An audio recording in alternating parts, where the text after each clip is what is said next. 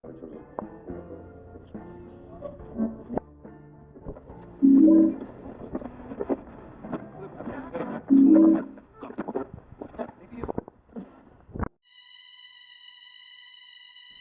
mente humana, en su vasto y complejo laberinto, esconde grandes secretos que puede ocultar los horrores más oscuros.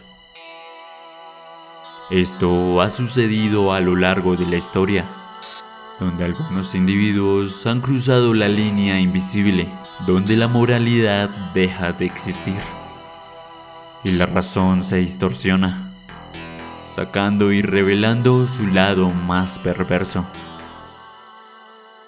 Los crímenes más perturbadores no son aquellos que se cometen a plena luz, sino los que suceden sin dejar rastro. Son esos actos de maldad tan meticulosamente planeados que desafían la lógica, que retan a la justicia y que en su frialdad se convierte en un enigma indescifrable. Un enigma para un pueblo, una ciudad y un país. Esto fue lo que sucedió el 22 de agosto de 1987, en un vecindario aparentemente tranquilo, y una noche cualquiera el silencio y la tranquilidad fue perturbada, pero no por gritos ni violencia desenfrenada, tampoco por disparos ni un estruendo alarmante, sino por un susurro que apenas fue perceptible. Ese día, armado con un cuchillo y una pistola, un sujeto desconocido irrumpió en una de las casas familiares. Ató de pies y manos a los adultos del tranquilo hogar. Sin embargo, esas no eran sus víctimas. La víctima que días antes había estado planeado perturbar era la hija de 11 años de aquella familia, que fue atacada y luego secuestrada. Lo que le sucedió en las horas siguientes es algo que helará por completo la sangre de muchos, pues el eco que dejó después de su caso permanecería para siempre, haciéndolo un misterio sin resolver y dejando tras de sí una sombra eterna. Imagínate estar en la mitad de la noche. Tu cuarto está oscuro como es habitual, pero esa noche la intranquilidad invade tu cuerpo y los nervios te ponen en alerta. Algo te está observando desde la oscuridad. Finalmente tus miedos se hacen realidad y en un momento de claridad ves algo que helará tu alma por completo. En la esquina de tu cuarto ves a este sujeto. Simplemente está allí parado y observando de una manera bastante tranquila. Esperas creer que es una pesadilla. Sin embargo, y lejos de eso, es la cruel realidad. Por lo que si ves a este hombre en la noche, no hay mucho por hacer, pues posiblemente ya estés muerto.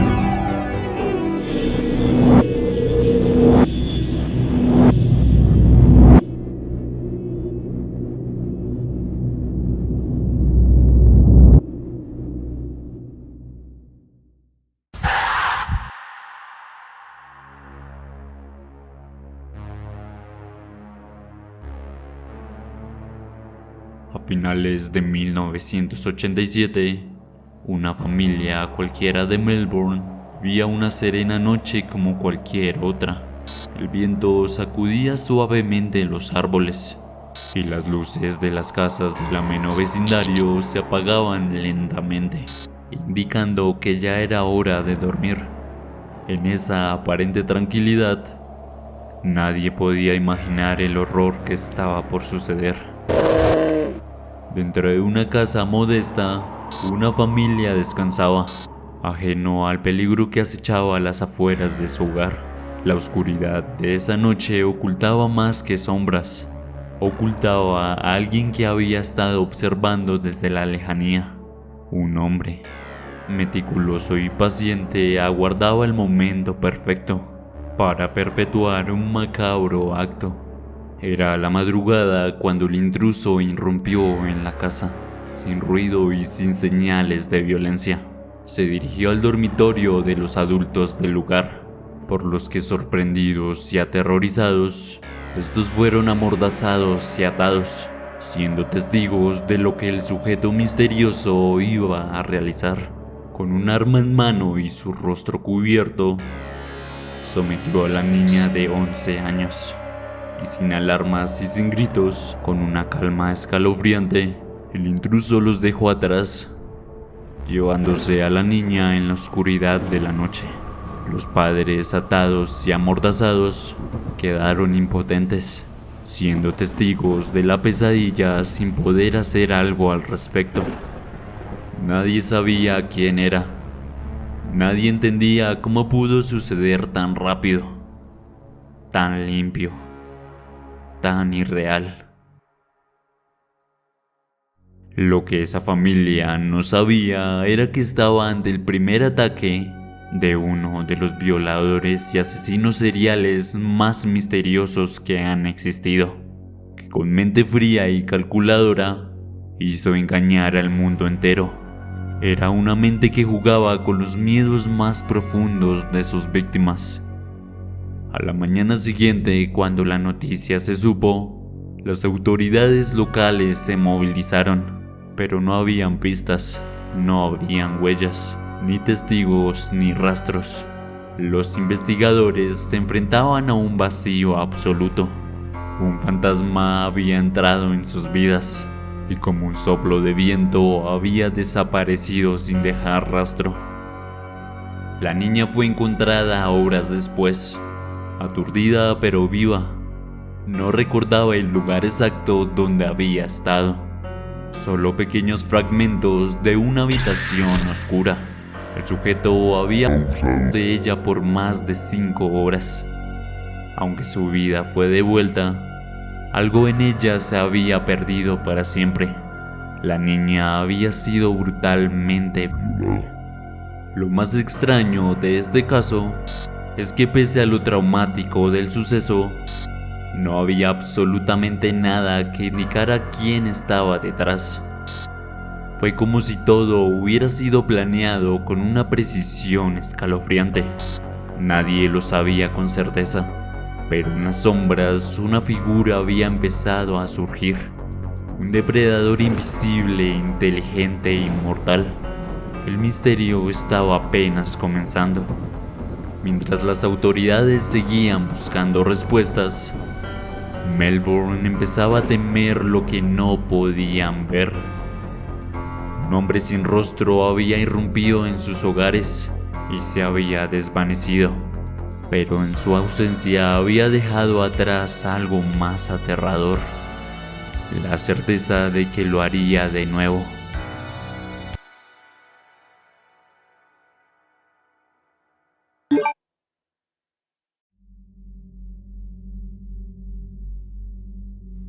Un año después del primer ataque, la ciudad de Melbourne intentaba recuperar su normalidad. La memoria del caso que sucedió un año atrás comenzaba a desvanecerse, pero el miedo seguía presente en algunos hogares, y justo cuando la calma parecía regresar, la pesadilla volvió a golpear.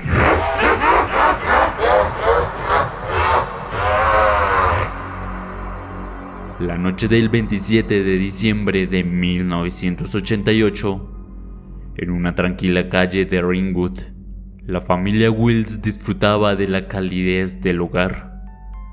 Sharon Wills, de tan solo 10 años, se fue a dormir como cualquier otra niña de su edad, envuelta en la seguridad de las paredes de su casa, pero en las sombras alguien vigilaba. Alguien que había estado esperando el momento perfecto para actuar.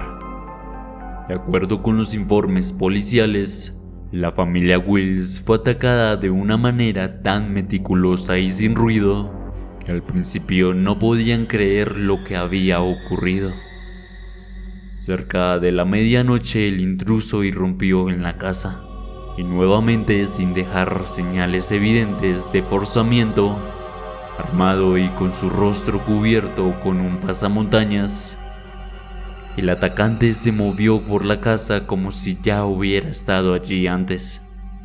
En silencio se dirigió a la habitación de Sharon Wills, la cual era la mayor de 4 hijas. La despertó y la sacó de la cama sin hacer un solo ruido, y sin despertar a sus otras 3 hermanas. Antes de marcharse, se aseguró de atar y amordazar a sus padres, John y Julie Wills. Después de eso, se esfumó en una nube de macabro misterio. No hubo gritos, no hubo ruidos, no hubo alarmas. A la mañana siguiente, Sharon Wills ya no estaba. La niña había desaparecido en la noche, como si hubiera sido tragada por la propia oscuridad. También su secuestrador se encargó de robar algunas prendas de la niña. Por un momento, imaginen la desesperación de estos padres al desatarse y encontrar la cama vacía de una de sus hijas. Sabían lo que había ocurrido, pero no podían entender cómo ni por qué. La incertidumbre de si volverían a ver a su hija con vida los consumía minuto a minuto. Las autoridades se movilizaron rápidamente. Sabían que este caso no era un secuestro común, pues ya habían visto este patrón antes, y aunque las similitudes eran parecidas, como en su anterior caso, no habían rastros físicos, ni huellas, ni testigos que pudieran identificar al culpable. El sospechoso se movía como una sombra, invisible e implacable. Luego de eso se empezó a llevar a cabo una amplia búsqueda policial, con miembros del escuadrón de búsqueda y rescate. Sin embargo, no había rastro de Sharon. La policía llegó a pensar que el sujeto tenía posibles conocimientos en criminología, debido a su modus operandi, pues era meticuloso borrando cada huella que podía dejar. Por lo poco que se pudo descubrir, era que el secuestrador medía unos 1,80 centímetros de estatura, con pasamontañas y armado con una pistola y un cuchillo. Según sus vecinos, Sharon Wills no era una niña notable. La describieron como una niña encantadora, bastante tímida y con un carácter amable, que pertenecía al coro de niños de Victoria, pues era una gran aficionada a la música. Esta fue una de las grabaciones que salieron en vivo en el canal 10. Captura la aparición de Sharon como miembro del Victoria Children's Choir en diciembre de 1988. Fue emitido unos días antes de su secuestro, y posiblemente fue el momento exacto donde su secuestrador se obsesionaría con ella. Sharon fue retenida por el hombre durante 18 horas. 18 horas en las que la niña estuvo bajo el control absoluto de una mente fría y malévola. La policía temía lo peor, pero entonces, como si fuera un juego macabro, el hombre decidió liberarla y dejarla a su suerte. La niña fue encontrada en las primeras horas de la mañana siguiente, dejada en libertad en una de las cercanías de una escuela, desorientada pero viva. Aunque su cuerpo no había sido dañado, el trauma que llevaba en su mente no desaparecería nunca. Los informes indican que Sharon había sido desinfectada antes de ser liberada. Este no era un simple criminal. Era un calculador, un depredador que entendía cada movimiento, que anticipaba cada posible error y que hacía todo lo posible para evitar ser atrapado. Los canales de noticias de televisión informaron el regreso de Sharon durante las noticias de la noche del 28 de diciembre de 1988. En las noticias de la ABC se mostró una representación artística del pasamontañas azul oscuro que llevaba el secuestrador. Al dar detalles sobre el secuestro de Sharon, se confirmó que había sido agredida sexualmente. Su perpetrador fue conocido como Mr. Cruel. No era solo el hecho de que secuestrara a las niñas, era cómo lo hacía. Se aseguraba de que las víctimas no pudieran describir su apariencia. Incluso desinfectaba sus cuerpos para eliminar cualquier rastro de ADN. Sabía exactamente lo que estaba haciendo. Este no era un hombre común. Su nivel de planeación y su habilidad para evitar cualquier error lo hacía una amenaza mucho mayor. El terror no solo venía de sus acciones, sino de la sombra que dejaba tras de sí. Una sombra de miedo y confusión que comenzó a extenderse por toda la ciudad. La familia Will se vio marcada para siempre por esa noche, y aunque Sharon sobrevivió, el espectro de ese hombre nunca dejó de acechar sus recuerdos. Pero este era solo el principio. La sombra de Mr. Cruel, como lo llamaban en los medios, seguiría creciendo. Y nadie en Melbourne estaría a salvo.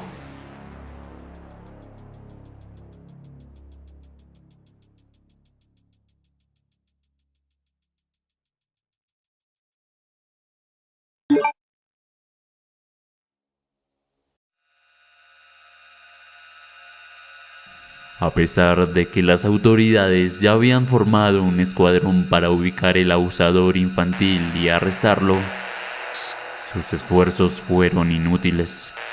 En Melbourne, los recuerdos de los secuestros de 1987 y 1988 seguían presentes en la mente de muchas familias. Las puertas y ventanas que antes se dejaban abiertas confiando en la seguridad del vecindario, ahora estaban cerradas con llave. Aún así, eso no evitó que el terror se presentara nuevamente. El 3 de julio de 1990, Mr. Cruel atacó de nuevo. Entró a la casa de la familia Linas en Canterbury, tan solo a unos cuantos kilómetros de su anterior secuestro, donde intimidó a dos niñas que se encontraban esa noche solas en el hogar. Sus padres no se encontraban en casa. Nicola Linas, una niña de 13 años, se preparaba para irse a dormir. Sin embargo, lo que ella y su familia no sabían era que alguien había estado vigilándolas, esperando el momento perfecto para atacar. En la oscuridad de la noche, aproximadamente a las 11:40 p.m. de aquel 3 de julio, el hombre conocido como Mr. Cruel irrumpió nuevamente. El secuestro fue ejecutado con la misma precisión clínica que había desconcertado a las autoridades durante años. La casa fue revisada, pero una vez más no habían huellas, no habían pistas. Parecía que este hombre sabía exactamente cómo burlar cada uno de los sistemas de seguridad, no solo físicos, sino también mentales. Mr. Cruel ejecutaba un control psicológico extremo sobre sus víctimas. Mantenía siempre la calma durante sus ataques. Además de un control físico, Mr. Cruel se aseguraba de manipular psicológicamente a sus víctimas. Les daba instrucciones muy específicas, como no mirarlo o seguir órdenes precisas, y se aseguraba de que siguieran estas órdenes bajo amenaza. así como sus conocimientos avanzados de cómo funcionaba el sistema legal y las investigaciones policiales, lo que le permitió cometer crímenes durante varios años sin ser atrapado. Luego del secuestro de Nicola Linas, sus padres habían llegado a casa poco después de la medianoche, donde descubrieron que la puerta principal estaba abierta y que su coche había desaparecido. Y luego de eso, el horror al descubrir la verdad invadió sus cuerpos. Luego de robar el coche de la familia Linas, Mr. Cruel lo condujo durante 10 minutos antes de estacionarlo aproximadamente a 1 kilómetro de distancia. Luego trasladó a la niña a un segundo vehículo y la llevó a una casa donde la retuvo durante más de 2 días. Según informes policiales, su rastro fue como los anteriores: un fantasma que no había dejado huellas y que se había desvanecido, por lo que solo el tiempo iba a resolver el destino de la niña. Un destino que, como sus anteriores casos, iba a dejar perpetuado en la mente de la víctima. Durante 50 horas, Nicola Linas fue brutalmente abusada sexualmente por Mr. Cruel, donde finalmente fue hallada en una subestación eléctrica en el suburbio de Kew. Tras entrevistarse con la víctima, la policía se enteró de ciertos datos que podrían servir para establecer un perfil del delincuente. Por ejemplo, supieron que Mr. Cruel había llevado a Sharon y a Nicola a una casa donde se escuchaban aviones. Es aquí donde comienza un análisis exhaustivo de las rutas que tuvieron los distintos vuelos de esos días. El 27 de enero de 1993, el grupo de trabajo especializado que investigaba la serie de secuestros de menores de Mr. Cruel decidió divulgar información sobre la guarida en la que se encontraban retenidas Sharon Wills y Nicola Linas, donde se publicó dibujos del dormitorio y del baño del edificio en el que se encontraban retenidas las 2 niñas. La ilustración del dormitorio se basaba en el recuerdo de Sharon Wills, que se había levantado la venda de los ojos para echar un vistazo al dormitorio en el que se encontraba retenida. Había aprovechado la oportunidad para espiar la habitación después de que el agresor aparentemente abandonara el edificio. En ella podemos observar el boceto del dormitorio y de su baño. Sin embargo, el detalle más inquietante era que dentro del dormitorio había una cámara que Mr. Cruel utilizaba para grabar sus macabros actos que efectuaba contra las niñas. Es decir, se grababa a sí mismo abusando de ellas, para luego guardar las cintas de video secretas de sus víctimas como trofeos de sus crímenes.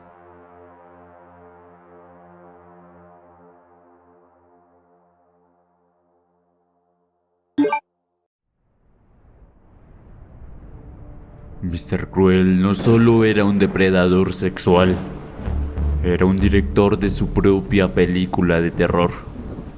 Cada secuestro, cada abuso y cada detalle fue calculada con una precisión escalofriante.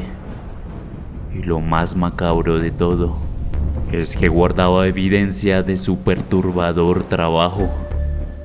Y con esa mente enferma, Mr. Cruel planeó con cautela el próximo ataque, pues ya tenía en mente su próxima víctima. Carmen Chan era una joven de 13 años, que nació el 5 de noviembre de 1977. En ese año era una estudiante de 8º grado y asistió en el mismo instituto que Nicola Linas.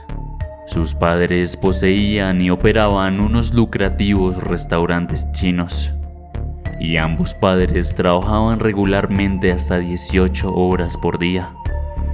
Carmen era la mayor de 3 hijas nacidas de la pareja, sus hermanas Carly y Karen complementando la familia. Carmaine era conocida como una estudiante brillante, con ambiciones de convertirse en una abogada. Sin embargo, también era conocida por poseer un carácter bastante rebelde. Aproximadamente a las 8:40 p.m., las hermanas pasaron aproximadamente una hora en casa con su padre, antes de que él se fuera a atender necesidades comerciales en el restaurante. Luego de que se fue, la pesadilla comenzó. Carmaine y Carly iban camino a la cocina para preparar algo para merendar. Sin embargo, en la oscuridad del pasillo, se encontraron con un hombre vestido con un pasamontañas. El individuo intimidó a las niñas y luego las obligó a entrar en el dormitorio, donde el intruso descubrió a Karen, su otra hermana. Las tres hermanas fueron amenazadas con el cuchillo antes de que el intruso atara y amordazara a las dos niñas más pequeñas y las obligara a entrar en un armario mientras sujetaba a Carmaine por el pelo, y luego de eso huyó con Carmaine. La policía de Victoria lanzó una intensa búsqueda por localizar a Carmaine. Todos los recursos disponibles se dedicaron a la búsqueda, con numerosos oficiales asignados a tiempo completo para localizar a la niña. Un examen de la escena del crimen reveló que antes de entrar en la casa de los Chan, Mr. Cruel había manipulado la puerta de seguridad. Esta era operada electrónicamente. También pintó con aerosol traficante de drogas asiático, venganza y más por venir en el coche de la familia que está ubicado en el patio delantero. Sin embargo, esto fue otra de las pistas señuelo que había dejado en su camino. No se dejó ninguna demanda de rescate en la casa, y aunque la familia vivía en una lujosa casa de $1 millón, no había robado dinero ni objetos de valor. Los padres de Carmaine hicieron varias súplicas emotivas para el regreso sano y salvo de su hija.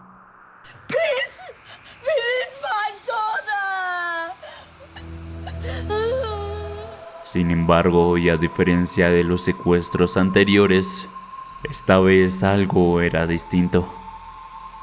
El silencio de los días siguientes se volvió insoportable.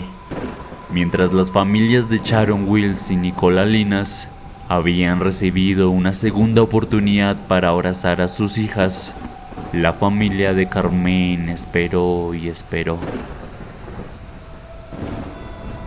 Pero el tiempo no trajo consigo la liberación que tanto ansiaban. El 6 de mayo de 1991, 23 días después del secuestro de Carmaine, la policía de Victoria formó un grupo de trabajo Spectrum para investigar su secuestro. Se asignaron 40 investigadores a tiempo completo y también se ofreció una recompensa de $100,000 por información que condujera a su recuperación sana y salva, y por supuesto a la captura de su agresor. Se recibieron alrededor de 10,000 denuncias públicas, se registraron 30,000 hogares y se entrevistó a 27,000 personas, incluidos médicos, profesores, periodistas y policías. Todas las pistas de investigación no dieron frutos. La esperanza, lejos de ser alentada, poco a poco se desvanecía. Aproximadamente un año después del secuestro de Carmaine, un hombre que paseaba a su perro encontró un cuerpo en un terreno baldío. Este parecía estar en un avanzado estado de descomposición, por lo que de inmediato se contactó con la policía, descubriendo así el fatal destino de la niña. Fue el 9 de abril de 1992 cuando la peor de las noticias llegó a la familia Chan, pues su hija Carmaine fue encontrada y su cuerpo, lejos de poseer vida, fue abandonado a su suerte. en la deriva de lo que un mundo cruel y enfermo puede llegar a ser. Las esperanzas de la familia fueron destruidas, y el horror de toda una ciudad se hizo más tangible. Este ya no era el mismo criminal que liberaba a sus víctimas. Había evolucionado. La mente de Mr. Cruel había alcanzado un nuevo nivel de oscuridad, una que terminó con la vida de una niña inocente. Su cuerpo fue identificado mediante un análisis de ADN, y una autopsia reveló que la niña había sido brutalmente asesinada tras recibir 3 disparos de bala en la nuca. Su cuerpo había permanecido en el lugar de su descubrimiento durante aproximadamente 12 meses. Carmaine Chan siempre fue un ejemplo para sus hermanas menores, pues lejos de ser una niña inocente, la consideraban valiente y rebelde, por lo que la teoría más acertada de su muerte fue que esa valentía y rebeldía puso a prueba las órdenes de Mr. Cruel, y lejos de presentar una sumisión, la niña pudo haber visto la cara de Mr. Cruel. Carmaine fue la única que pudo descubrir la identidad de ese macabro asesino. Sin embargo, tan pronto como fue la primera, también fue la última, pues hasta el día de hoy el nombre de Mr. Cruel sigue siendo un misterio. Su identidad, su rostro y todo permanece en las sombras, pero su legado de horror y dolor sigue vivo. Carmaine Chan fue su última víctima conocida, y aunque el caso sigue abierto, las respuestas que las familias y la ciudad anhelaban nunca llegaron. El final de esta historia no es un cierre. Es un eco amargo que sigue resonando en los corazones de quienes lo vivieron.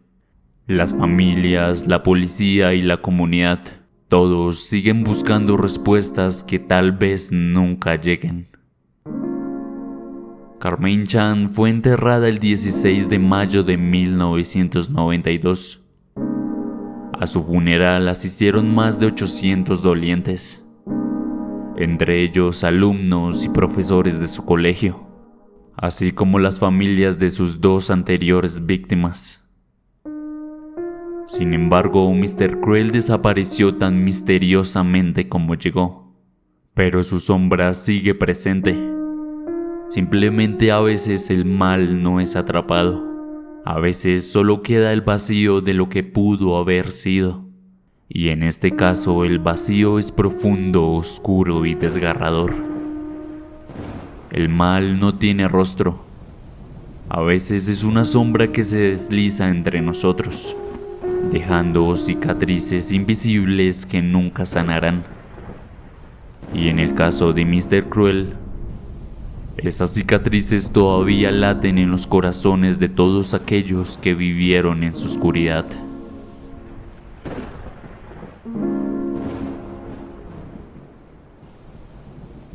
Y bien, ahora que tienes la información necesaria, eres tú quien decidirá qué hacer con dicha información. Eres libre de hacer con ella lo que quieras. Compártela o relátala. Incluso puedes buscar más información, así que utilízala bien. Buenas noches.